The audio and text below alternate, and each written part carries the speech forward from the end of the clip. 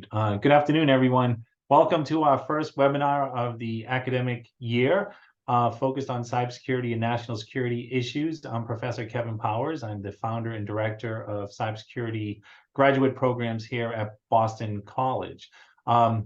Little different for our kickoff this year. This is a co-hosted event, and it's co-hosted with our Masters of Science in Cybersecurity Policy and Governance programs, along with Boston College's Information Technology Services Department. And to kick things off, what I'd like to do is introduce our Vice President and Chief Information Officer, Mike Bourque, who heads up ITS, and he's here to welcome all of you to today's presentation. Mike, the floor is yours. Thanks, Kevin. Thanks for including us. Official welcome on behalf of everybody at BC. It's a pleasure to do this during Cybersecurity Month. And it's a great topic today, cybersecurity policy and artificial intelligence.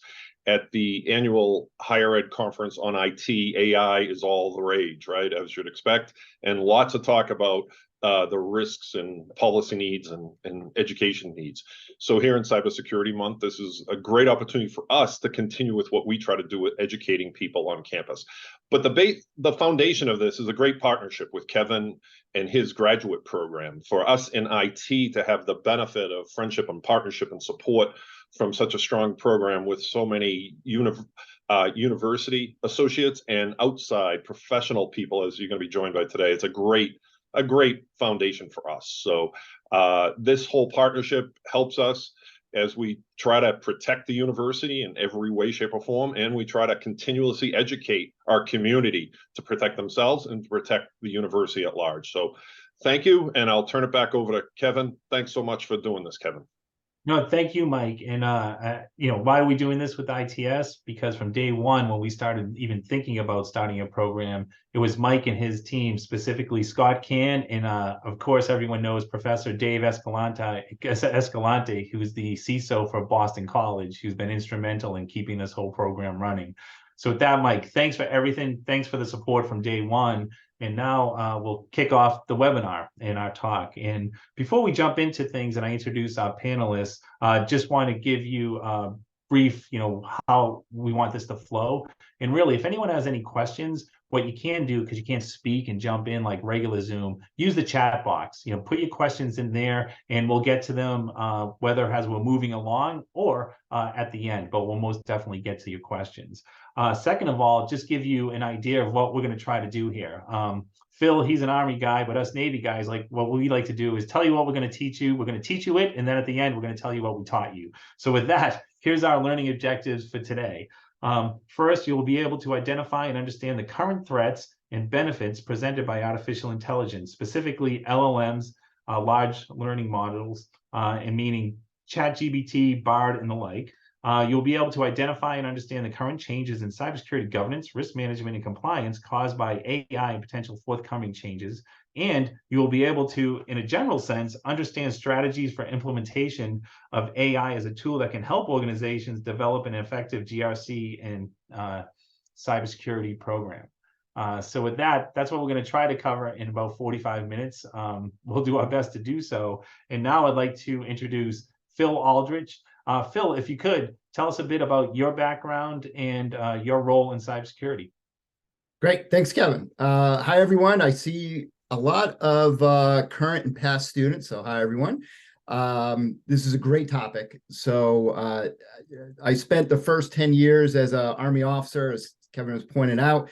Then I was in cybersecurity and working for very large enterprise companies, building GRC, government risk compliance programs, and enterprise risk programs for board reporting. And just recently, I went on the other side of the fence, smaller company, but doing government risk compliance technology implementation and services as a chief operating officer. And oh yeah, AI. I can't wait until we dig into this. So happy to be here.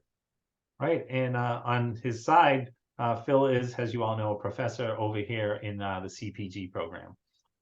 Next up, we have Itai Mayor. Itai, can you tell us a bit about you? Sure. Thank you for having me. So my name is Itai Moore. I'm Senior Director of Security Strategy at Cato Networks. I've been doing cybersecurity for the past 20 years, focusing mainly on fraud, then moving on to malware, underground intelligence, and just now general security. Also an adjunct at the program. I have a course called Designing Offensive and Defensive Capabilities. I always try to look at things from the attacker's side, so to speak. So if it can be broken, I'm there to break it. Encouraging words from Professor Mayor.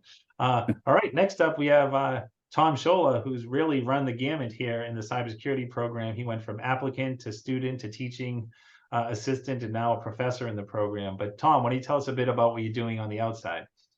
Sure, thanks, and thanks for having me. So I'm the Chief Risk Officer for Northern Bank and Trust in Woburn. I recently left Manulife John Hancock, where I was the cybersecurity officer. And prior to that, I was with Citizens Bank, Royal Bank of Scotland, managing and directing all of the fraud activities. So I've kind of taken the whole gambit to what Kevin just said, going from fraud into cyber, into information technology, and now the holistic, look of risk from a cyber and information risk perspective. So thanks for having me. No, thank you, and thank everyone. So we'll jump right in here with you, Itai. Really, could you, we talk about artificial intelligence and, everyone thinks they know what it is. Can you give us like a definition of what it means to you when you think of artificial intelligence? We talk about these LLMs and ChatGPT. Sure, yeah, now off the mute as well. So yeah, how about I'll share my screen? I think the easiest way to do it is kind of level the playing field and talk about the three main topics in AI as I see them. So I'll share my screen, just a second. And can you just confirm that you can see my screen? You're up there, yep. Yep, okay, great. So I kind of separated it into three different things that I really briefly just want to review, because I'm sure everybody heard this in news articles, or if you read about AI, generative AI, supervised machine learning, and unsupervised machine learning. So really quickly, just to talk about those, and then I want to give you an example of some of the things the generative AI can do, mainly the kind of like the good, the bad, and the ugly of it, in a very quick way, so we can get into the discussion. So when we talk about generative AI, let me click on this. So what is it? It means that you're taking a system and you're training it on a large corpus of data. So basically, you're giving information for that system to learn and digest. A lot of us are familiar when we talk about LLMs, large language models, with ChatGPT. ChatGPT, while being very popular, is by no means the one with the largest data corpus. There are other LLMs out there from different countries that have way bigger ones. ChatGPT is simply very approachable and very easy to use these days. They've been around for years. I actually talked about it in my course about 5 or 6 years ago about GPT-2 and how it can be used. So they've been around for a while, but now they're very easy to work with because of the prompt.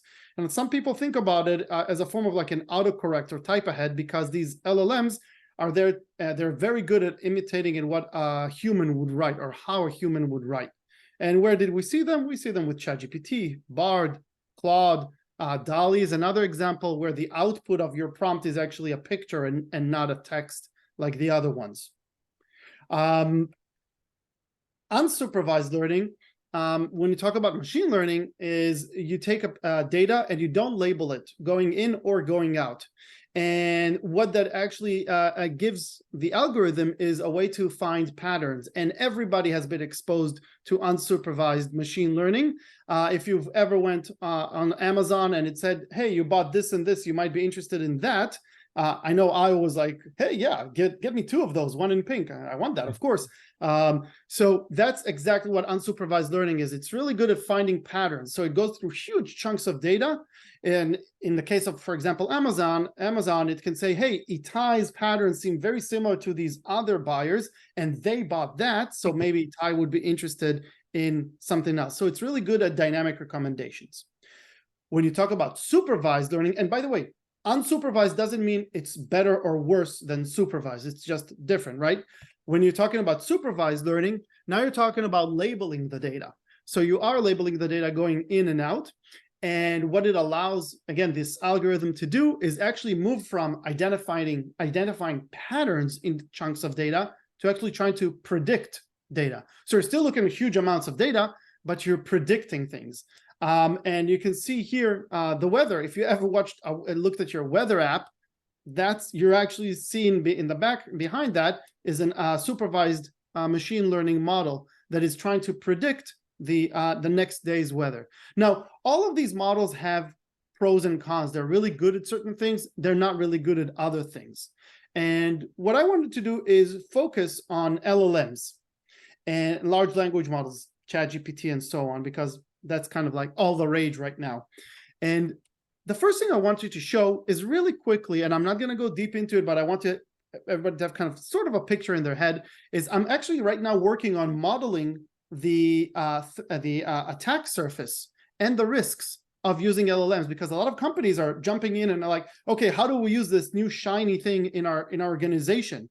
Well, hold on, there are some risks associated with that, and let's take a really brief look at it. If you think about a large language model, there are several components there that you need to think about. There are actually more, but I'm kind of generalizing. You have the prompt, right? What you can enter into the model. You have the response. You have the model itself, right? ChatGPT, Lambda, Claude, and so on. You have the training data. You have the whole infrastructure that it sits on. And you have the recipient of the information, some API, maybe it's a human, some machine. And there's a lot of ways that attackers can try and attack this system. And I'm going to run through them. We're not going to go into each one of them because then I won't shut up for about 3 hours. And so really quickly, there are all kinds of things like prompt injection. And by the way, I'm not saying anything like that hasn't been discussed here before. There are a lot of sources. MITRE, Atlas is one. OWASP top 10 for LLMs is another. There's multiple sources that discuss these. So prompt injecting, data disclosure. I've heard of people uploading their code because ChatGPT is really good at checking your code. Well, if you have hard-coded information in there, you're risking a data leak. Insecure output handling by the response, a data leak, as I just mentioned. Permission issues, hallucinations, which are not an attack, but they are a risk when you think about the output of an LLM going directly into a system that may make decisions. If the system is hallucinating, well, you might be in trouble. Model over resilience, model theft, data training data poisoning, and my personal favorite right now, at least, which is feedback poisoning, which I'll show you in a minute. There's also malicious and insecure plugins, and we can also discuss attacks against the infrastructure itself, denial of service, supply chain attacks, excessive agency. What I'm trying to show here without going into the details is there's a lot of places that things can go wrong if the attacker so chooses to do so. Just think about putting an LLM as like a customer service thing, a prompt between, I don't know, a hotel chain and their customers. Well, if you're giving me access, I might be able to do all kinds of bad stuff, just like we had in the past SQL injection and SEO poisoning, same kind of mindset. Again, really quickly, I want to show you just a simple example of where these LLMs might fail. And I'm going to go over it really quickly. And these are not things from 6 months ago or anything. The screenshots I'm going to show you here are from last weekend when I created these slides. And I asked, was Claude, I think, first? Yeah, a very simple question. Provide me a list of words that are 5 letters long that start with B and end with KE. And the second word that it suggested is bike. We're not talking about rocket science. We're talking about counting here, and it's already getting things wrong. And so I thought, okay, do you see what you're doing bad here? I said, you provided the word bike. How many letters are in the word bike? I said, oh, I'm sorry, my mistake. I said, okay, no problem. Do you see any other mistakes in the words that I gave? And it said, yeah, bike is 4, that's a mistake. And then it counted bake as 5 letters. So I was like, okay, maybe that's a very hard question. B and ends with KE. Let's give it something different. I said T and ends with LE and is 6 letters. The first word is table, which is bad because it has 5 letters. So I said, what's going on here? And it said, oh, I'm sorry, I was wrong. But then it counted taffel, you can see down here, as 6 letters. I was like, okay, Claude, enough of you. I'm going to go to Bard. Hey, Bard, same question.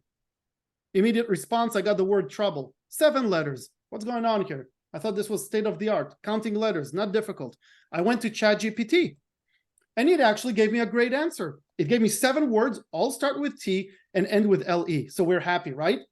Well, no, I told you I like to break stuff. So although it gave me the good answer, I came back to it and said, there's one word in the list you provided that does not meet my criteria. Can you spot it, the mistake you made? It said, oh yeah, I'm sorry. Tangle doesn't end with LE. So in order to, I convinced it that it made a mistake. And you know what I did then? I said, thumbs up. And what that is, that's feedback poisoning, because I'm just now trying to train the model on a wrong answer. So at that point, it was kind of late enough. That's partially how I felt at that point. So I was getting frustrated with the LLMs. I wanted to show you, last thing that I'm going to do, Kevin, just 1 minute.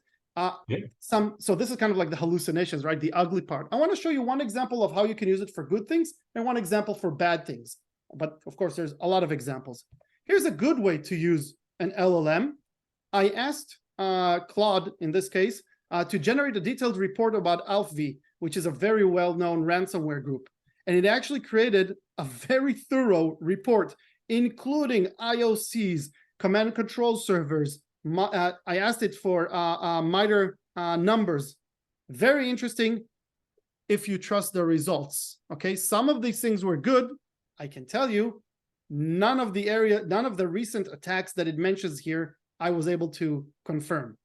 Some of the other stuff I was able to confirm. This I was not able to confirm is real.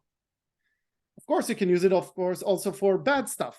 And I'll end with this slide and hand it over. Here I asked it, I said, write a Python script that searches for doc and PDF files containing the word confidentials, copies them to random folder. Once the folder gets to 100 megabytes, zip them, transfer them to some fake FTP. And I said, write explanations for each function in the form of a rhyming poem, because why not? So basically, I asked it to create ransomware for me, and it spit out about 10 pages of code. Now, the code wasn't perfect, but it wasn't bad. What I really liked is that it actually explained to this dumb human what this future overlord machine is doing. For example, this is the encryption function. It says, this function will zip the files tight, encrypt them with AES 256, that's just right, then transfer the data with FTP site to the IP 1234 day or night. You can also ask it to write in the style of Metallica or the Beatles, but you might get some copyrights issue on that. What I was trying to show really briefly in this intro is these systems, while very interesting and to some extent, some of the jobs they do are really amazing, especially when you talk about stuff like the dynamic recommendations and predictions.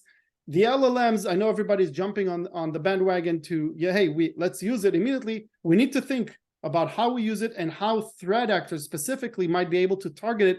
You saw that huge map, which is, if not even filled out completely, there's a lot of different ways that it can be targeted.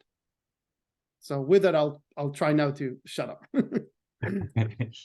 No, that was fantastic, Itai. And he has like a 2-hour presentation on this that can go actually for 4 hours, and I've seen it.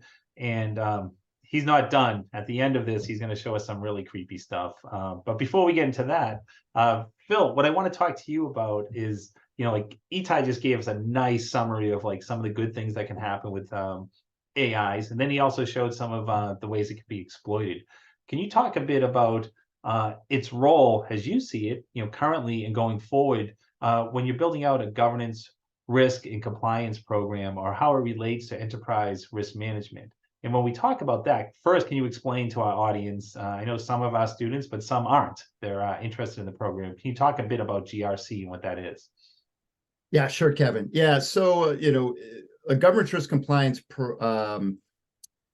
program or strategy, I mean, this really came about in the last, 15 years. And what that means is you have a program and it's usually supported by some sort of like GRC platform technology, but it reaches across all the different lines of defense, within an organization, with all the teams that manage risk. And it gives that one view of, bringing all that information together. So, what the executives always ask is, what are my top risks and what am I doing about it and what has changed, right? That's always what kind of comes up in those board meetings. In a governance risk compliance program really helps orchestrate all of that. Enterprise risk is sort of like a subset, but it's dedicated to really just what's that risk framework, how to prioritize a risk, right? Standard tools and methodologies to be able to bring that together. So as we think of AI, I remember, my previous gig, law department brought up and they said, hey, we need to add artificial intelligence as one of our big like enterprise type risks.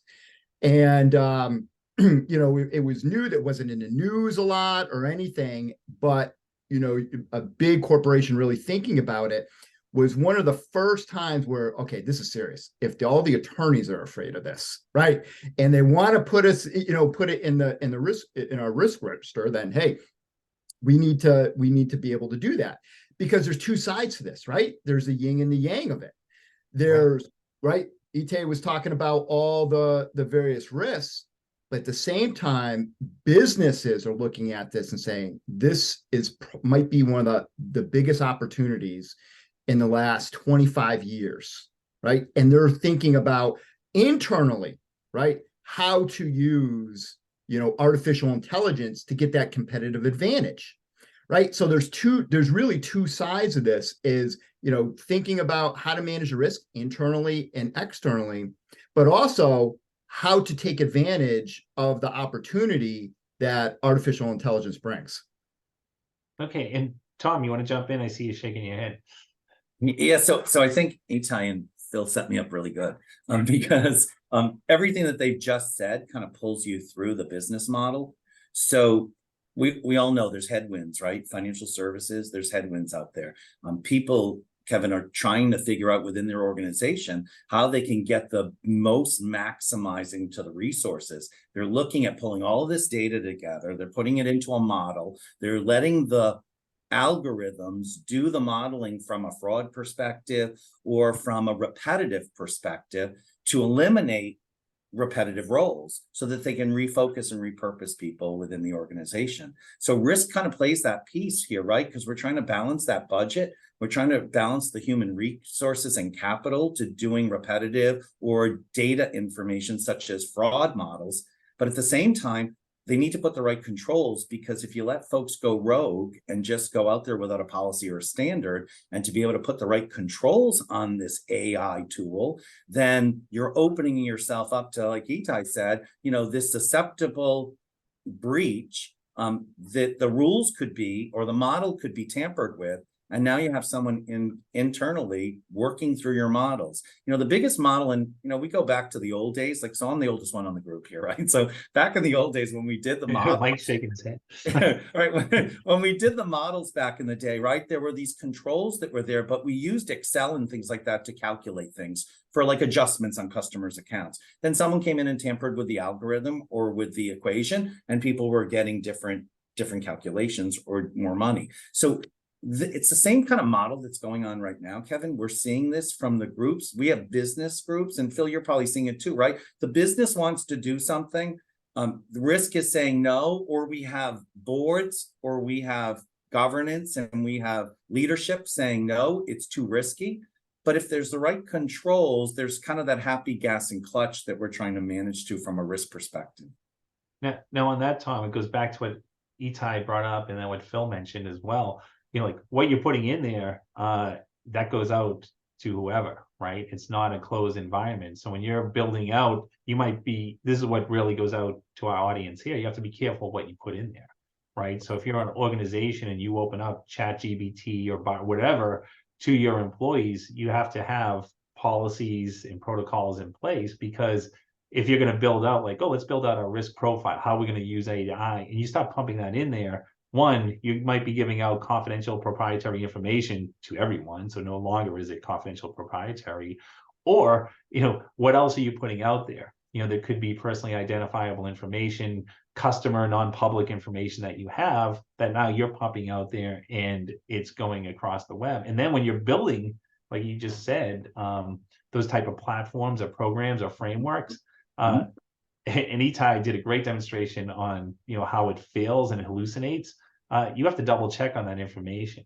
I did an example where I had to create a chart dealing with all the different regulatory requirements for financial services as a test, and it provided sites on what it was using, and it was using Microsoft's own sheet where it was a privacy notice talking about how it complies with New York's DFS Part 500. you know, it was accurate, but it wasn't accurate. You know, it wasn't providing the information I was really looking for. So Phil, and I think, yeah, go ahead, Tom. can I just add? So in Itai, I think gave the perfect example, right? So he's choosing certain numbers of words or ending with certain letters, and it fails.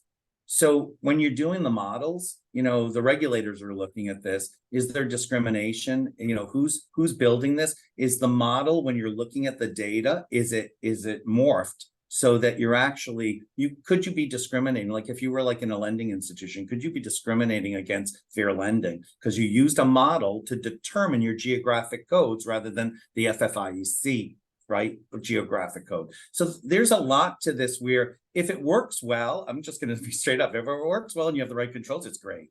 But if it doesn't, it's really horrible, and it can break the whole organization if you let people go rogue without the right controls. Yeah, it goes back to the classic cybersecurity: don't trust, verify. I think Right. Ethan mentioned in another event where I saw him speak, where he said, you know, this is not going to displace employees because you're going to have people verifying all of everything that's coming back from the artificial intelligence to make sure it's accurate. Right. Phil, back to you. You know, you talked about the GRC program, the ERM program, and where, you know, they're looking at it as, hey, this could be, you know, super helpful. Can you talk about the different technologies that are being used now, or where you see things going with artificial intelligence when you're building out that program, and how it can come in play to help out? I'm thinking vulnerability management, things along those lines. Yeah, I mean, right now, there are not a lot of tools, GRC technology tools, that have integrated artificial intelligence built in, right? I've seen a few, or doing it correct. In 5 years, most of them will, right? All the big product teams right now are scrambling, right? You know, the release of, you know, ChatGPT 3.5 really kind of set the cannonball over the bow, and companies are like, wow, people are excited about it. We need to think about how to put this into our products because people will use it. And using artificial intelligence in the products is really powerful. For some of those technologies that actually do it, it's pretty mind-blowing. You know, even some of the basic stuff, the basic AI functionality, whether it's a machine learning or it's you know, something simpler, it's a differentiator. So you have a lot of these companies right now with products, whether it be vulnerability or, you know, some sort of incident management, they're all scrambling right now to figure out what is going to be their own, you know, AI strategy, you know, within it to be competitive, right? So I think in 5 years, we won't even think about it. It's just all this is going to be integrated in. But at the same time, the flip side, it's going to make the work easier. But we have to make sure, right, that all those controls, all the oversight is being done. And I hate to say it is, you know, if you're a risk practitioner today, you cannot wait. You cannot wait. November 1st, Microsoft is like rolling out their Copilot, right? It integrates across the whole Microsoft stack. If companies start releasing that, right, and without, you know, like risk practitioners really thinking about it, the business will win. I'm telling you, the business will win because it makes their job easier. They're not thinking about the risks. They're not thinking about potential confidentiality or privacy concerns. So, you know, we got to look at both sides of this. Yeah. Well, that's interesting when you say that about with Microsoft Copilot and whatnot. Like Itai, and I'm just going to throw this at you. Do you see? I mean, there's a risk of just sharing so much information from a business standpoint. Do you see, you know, going down the road? I could see, like, you know, great market for this where you have the closed artificial intelligence, like the closed ChatGPT, where, you know, I'm thinking like of a Westlaw or a LexisNexis, where they have all the materials, it's all verified, and they close it and you pay a fee, and that's how you get access, and it's pulling from that. Is that something you've heard coming down the pike, Itai?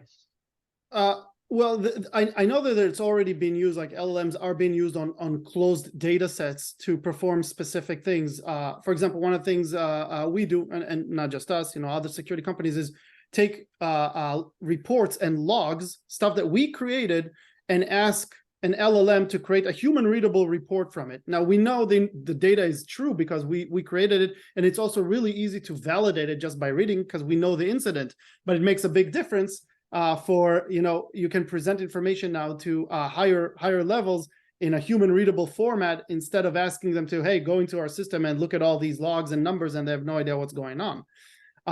However, again, to emphasize what was said here before, and since I'm in the company of other former military people, I'll use the military language. If you're thinking about mission command and thinking about, command by intent, command by plan, command by directive, we're in command by directive. Command, mission command by intent, just saying, saying to your troops, here's the mission, go at it, you know what to do, I'm not going to supervise you. We're not there with AI. We're in the closely following this, everything that they're doing to make sure that there are no mistakes.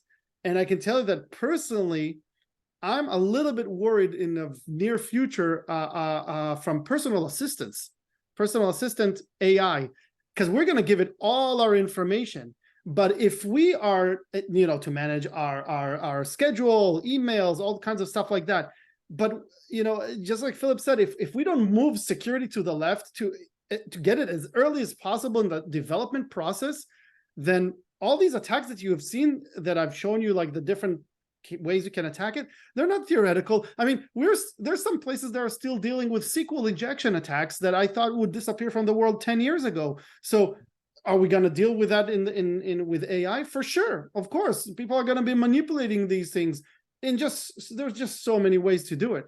So yeah, we constantly need to think, not only how do we push security to the left early in the development process, but understand that security, I know when development, people think of security as a showstopper. Oh, these security guys, that we have to do almost so many things because of them. We want to be first to market and first with features and blah, blah, blah, blah, blah. Yeah, but later you're going to be really sorry that you don't have these things in place. So it's not a showstopper. It's actually an enabler if you look at it strategically, not just, first to market, let's go tactical first. That's perfect. And Tom, I'll go to you because you're living in, I'm not asking you for your organization's policy on this, but where do you see this with ChatGPT? Are you in favor of allowing employees to use it, while they're at work, or, how would you control that? Yes. Or So I think just lock, stop, no game.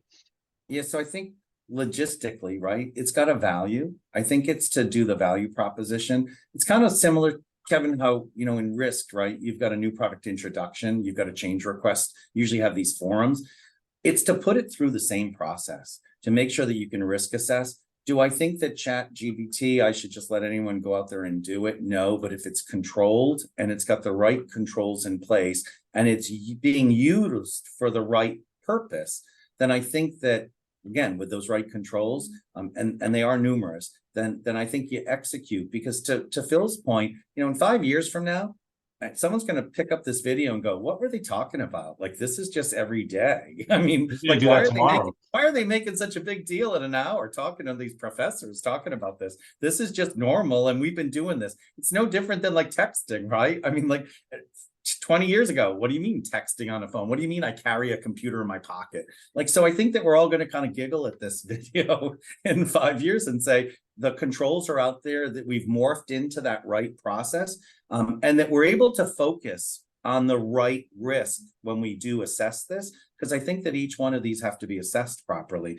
And I don't think we probably do, at least initially, because we don't know enough, right? Where the pockets are of risk, and make sure that we've addressed those and put the right controls. And that, I hate to use this word, but we don't let people go rogue, because that's where the problems usually happen in change management, rolling out products, rolling out tools. We just let people go rogue without the right controls, and that's where we end up in trouble. The right training too. That's yeah, key. Training's big. Training's big. Yeah, and Phil, I'll throw it to you on this one. When you're out there and you're advising companies, they're going to ask you about this. What should we do with the employees with ChatGPT? We want them to get used to using it, and because it's going to be beneficial going forward. What's your advice on this, and how do you actually control it, and how do you train for it? Listen, you can't stop it, right? It's kind of like, back in the day with the internet. I remember working, 20 years ago or so, and the company, because of the risks, would shut down, access, to different sites, on the internet, right? That didn't last very long, right? salespeople, everybody came up in arms. It is AI is going to be so ingrained into our culture for everyday type things, and this is coming really, really fast. And this is the reason why and as a risk practitioner, we have to speed this up. We got to get ahead of it. But like Tom says, hey, a lot of this is sort of the same stuff we've been doing, but we got to look at it just a little bit of a different way, right? And be very diligent, but we got to stay, ahead of it. So, I think the genie's out. I think the genie is completely out. I don't think that you're going to really be able to stop it, but you got to put the right controls in to try to mitigate that risk. And that's from an organizational standpoint. I'm going to ask you on that, and Tom, Itai and Phil, where do you see the regulatory ramifications on this? Where do you see the regulators going forward on this? Because there's a lot here. It's like it's security, but then you're also talking about data privacy here. Personally identifiable information, sensitive healthcare information, other sensitive information about individuals. How we have, I'm just thinking the European Union's General Data Protection Regulation, the GDPR. I think in Italy, they shut ChatGPT down for a month because they were saying like, hey, wait, this is in total violation of what we're trying to do here with the GDPR. So just to give like, if you're looking at a crystal ball, where do you see it going, Phil? Yeah, I mean, I'll take a shot at it. They're scrambling, and there's not a ton of consensus at all. EU is taking, I think, the lead, right? They have an AI regulation coming out, and obviously because they led it on the data privacy with GDPR. So I think the world sort of will kind of take the lead, right? Just sort of on the privacy of what the EU is doing. That's going to drive down a lot of the controls, right? And doing the right things, when that actually comes out and people understand it. But my take on it right now, it's the wild, wild west, and it's scary. And because people are going to be pumping in a lot of personally identifiable information. Now it's with that organization, the ChatGPT is, Microsoft, I guess. So it's out there. They have it. What are they doing with that data? And it's a whole other thing too, that, like the Googles of the world and Amazons and Facebook, they've had this for a while. And obviously they integrate it into all their products. There's certain functionality, right? I'm just reading an article today in NPR. Go read it. And it talks about how Google didn't want to release some of the facial recognition, right? And all of a sudden you have new companies coming out, right, for free. And the one they're referencing here is called PimEyes. You upload a photo, right, and it scans everything, right, and it will bring back all those matches. They do it for free. For subscription, they'll give you an alert if they get a new hit on that. So, like say for instance, I took Kevin's photo, and then his bachelor party from 1985, right, which he didn't think there was photos, comes up, right? That's what it is. You could be in someone else's photos and you're in the background. It will capture it. So there's just so many. It can be used on the attacker side, privacy. I mean, stalkers, but all of us were like, oh, what's on there? So we want to use it. So this is just where you're going to start seeing all these companies coming out with this type of technology that the big companies didn't even want to mess with because they foresaw that, hey, there's a lot of concerns here. Yeah. Tom, your thoughts? Yeah, so I think the regulators are going to be they already are all over this. So it's based upon, they do model reviews, that they're looking at any of the, the decisions that are being made if we're using this data, right? So it's data, Kevin, it's vendor and third party, because a lot of the vendors and third parties that companies are using AI. So it's an extension, right? It's fair and equitable treatment. So we've got UDAP concerns where we're taking the data and we're treating people differently based upon that data model, right? And then there's not the right controls on this model that's been built. And then there's information security from an information security assessment perspective. Is it a high risk? Is it a low risk? Is it medium? And how do you assess it? Because you've got privacy, you've got data, you've got information risk, you've got third-party risk management. I mean, you've got unfair and deceptive practice. You're kind of merging it all together. And then you're thinking that it's Kevin Powers made this decision, where it's not, it's AI that made the decision. Right. And then how do you go back on that AI and say, you made the wrong decision, because who made the model and who approved the model? Because then now it's kind of going back into that big circle of how do you manage model risk management? Yeah, and the key takeaway from all of this, starting off for any organization, is that if you're going to have your employees use ChatGPT or anything like that, or LLM, or any type of artificial intelligence, you have to sit down and have the proper policies in place and the proper training. You start with that. We're early in on all of this, and it's rapidly changing, as we all know. And in our program, we're trying to catch it. We're just trying to, stay abreast of it and keep moving along and having these discussions in the classrooms. But one of the things you brought up was the face recognition, Phil, and perfect to just bring it over to Itai. And Itai, I know you're going to share the screen. Can you just demonstrate like how artificial intelligence, like Phil teed it off, how it can be used maliciously. Why don't you show us and demonstrate that right now? Sure. Before I show you, I do want to comment.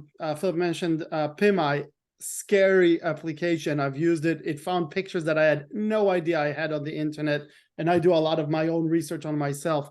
I'll also mention that when you take AI and in the hands of attackers, even not attackers, just creepy people or whatever. I showed this when I mentioned GPT-2. I showed it to my class that one of the applications that I saw developed using GPT-2 several years ago was somebody took it and developed a system where you could point it at somebody's profile on a dating site, ask it to learn everything about that person from social media, and then suggest the best pickup line to kick off a conversation on a dating website. So the training data was the social media of this person, and it just, it's scarily good. And we're talking like 6 years ago. Think about it in the context of if attackers get access, like a business email compromise attack, where they compromise the CEO's email, they can actually train the system and say, okay, read all of his emails, his or her emails, and now write an email that sounds like him to the CFO asking them to transfer money. It takes the attacks that were in the social engineering aspects to a whole new level because of this capability. Now think about it, if you also add video behind it, you can create deepfake videos with voice synthesis and talk as if it is that person. But to go to what you were referring, I want to actually take it to like bring it back to the now. Here's a tool that's offered right now in the criminal underground, in the Russian criminal underground. And actually yesterday morning, there are several comments about it that it actually worked for people, because sometimes these things are scams. So I'll share my my screen again. And this is actually a video that the criminal who created this system shared with potential buyers. It's called KYC Crypto. KYC stands for Know Your Customer. So basically what they're doing here is they are going to create an identity and connect to a form of a payment system like a PayPal. They chose something different, I think an Australian system. But I'll start playing it. It's a little bit long, so I'll jump through several sections. But basically what they want to do is create a fictitious identity. So they created a fake picture with an AI generator. Anybody can go right now to thispersondoesnotexist.com and create a picture like this of a person that does not exist, but looks really good in terms of how the picture looks like. And now what they're going to do is they're going to generate a scan of a passport. Now, I've been looking at cyber criminals for years. In 2006-07, there were several Turkish gangs, for example, who were prominent and very well at creating fake IDs. But here, they take it to another level, because all they need is this picture, and they have scans of what an Australian passport looks like. And now they're generating a scan of, they're using, of course, AI technology here. They're creating a scan of the passport. Now they're going to create it, and then they're going to save it, and they're going to kind of zoom in, and they're going to show you how good of a scan this is. And why is it important? Because the first step in authenticating to this payment method is they ask you to upload your passport. So you upload your passport, and after you upload your passport, they actually ask you to turn on, here's how they're showing look, they even has the stamp over the picture. It's really high quality stuff. Now, what they're going to do afterwards is the system that they're trying to attack is going to ask them to turn on the camera, because, okay, we have a scan of you. Now show me your face in all, just like you do your Face ID on your phone, you have to move your face so it can recognize you. So they're going to attack a system called, which one was it? Bybit, I believe. So they're going to say, I'm going to go after Bybit, and now they're going to create a fake video of this fictitious picture that they just created. So they're using kind of deep fake technology to create a 3D image of this person. They're creating the video right now. And by the way, this is all in real time. So you can see it doesn't take very long. You don't need hordes of computers behind this. And here's the video of this non-existent person. And she's going to move her head. You can see some glitches in their eye, actually, if you look very closely. So this is the video now that they're going to use to authenticate this person that doesn't exist. I'm going to move it a little bit forward, and they're going to log in into the actual, this is the real system. This is Bybit, and they upload the, first they upload the picture of the Australian passport that they created. They can do all kinds of stuff, ID, whatever. They upload the passport. I'm going to move it along a little bit. So here it is. They know where they position it correctly, as if they're taking the picture of it. And they upload the photo. And okay, that's the first step. Next step, turn on your camera. Let's see your face. So now what they do is they connect this tool that they have to the camera to look as if it's the video. So now they're connecting this virtual camera, and they're going to upload the video. And you're going to see it asks you to move your head around. And now the video is going to play. And you'll notice that there are some glitches, which, by the way, are indicators of some fraud here. But she moves her head. She, the non-existent person, moves her head. And that's it. It got it. And then it scans it. And I'm going to move it a little bit forward because it takes it a little bit of time to be in progress here. But eventually, yeah, they even tell you, wait. Verified. And that's it. You've just created a fictitious person, a fictitious account, and you can start defrauding people. And of course, you can use this to other know your customer systems. And again, this is not, now we're not talking future stuff. We're talking about stuff that's being sold right now in the criminal underground and is already verified as working. Wow. That was pretty spooky and creepy in many ways. Thanks for Itai. You do that every time you come to my class and in your class itself. With that, we don't have any questions from the audience. If anyone has any questions, we'll take them right now. But if not, I want to thank everyone on our panel, especially Mike Bourque, for coming on and co-hosting this event. We have a great partnership with ITS. They've been fantastic. Many of their employees have gone through our program, which has been fantastic. Also, Phil, Itai, and Tom, thanks for all your support and coming on the panel and for all you do for our students. With that, everyone online, we'll see you on our next webinar. Take care and go Eagles.